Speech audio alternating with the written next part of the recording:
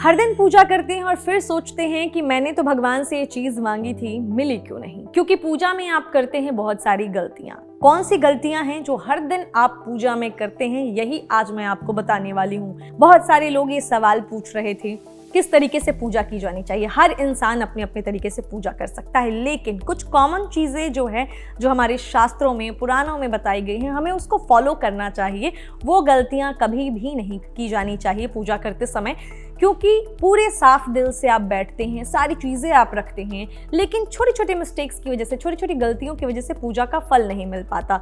क्या है वो गलतियां, वही मैं आपको वीडियो में बताने वाली हूँ। लेकिन सबसे पहले, अगर अभी तक आपने धर्मा लाइव को सब्सक्राइब नहीं किया है तो जल्दी से सब्सक्राइब करें और बेल आइकन का बटन भी प्रेस कर दीजिए, ताकि बाकी सभी आने वाले वीडियोस के नोटिफिकेशन आपको मिलते रहें।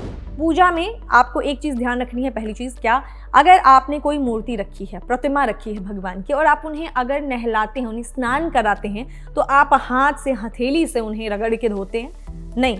अभी कभी भी हथेलियों का ऐसे प्रयोग नहीं करना है। आपको उंगलियों से, कोई भी अगर आप मूर्ति आपने रखी है तो उंगलियों से उन्हें स्नान कराना है। उंगलियों का प्रयोग करके उस प्रतिमा को, उस मूर्ति को स्नान कराना। तो पहली चीज़ तो ये हो गई। दूसरी, जब भी आप दीपक जलाते हैं, यानी हर कोई दिया जलाता है घर में पूजा करने के बाद, उस दिया को डायरेक्ट कभी कभी इंसान जमीन पर रख देता है। तो जमीन पर कभी भी सीधे तौर पर दिया नहीं रखे जाने चाहिए, दीपक को नहीं रखना चाहिए। आप जब भी रखते हैं उसके नीचे कुछ सामान रख दीजिए, कुछ ऐसी चीज़ जिससे वो जले ना, क्योंकि आपको ये भी ध्यान रखना है।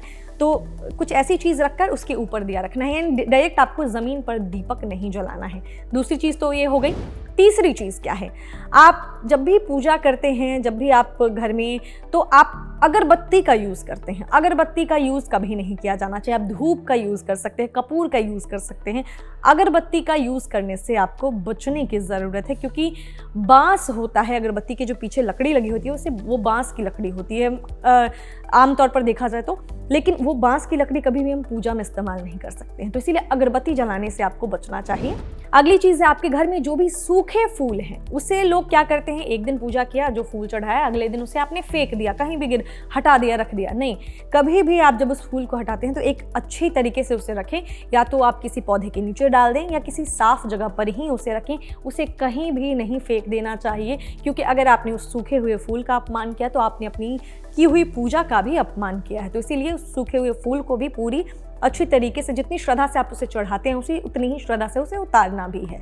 तो उस फूल को भी आपको सही तरीके से ही हटाना है। अब अगली चीज़ क्या है, पूजा स्थल पर ध्यान दीजिएगा। गणेश जी की 3 मूर्तियां एक जगह पर, एक पूजा स्थल पर नहीं होनी चाहिए। उत्तम फल नहीं मिलेगा, भाग्योदय नहीं होगा।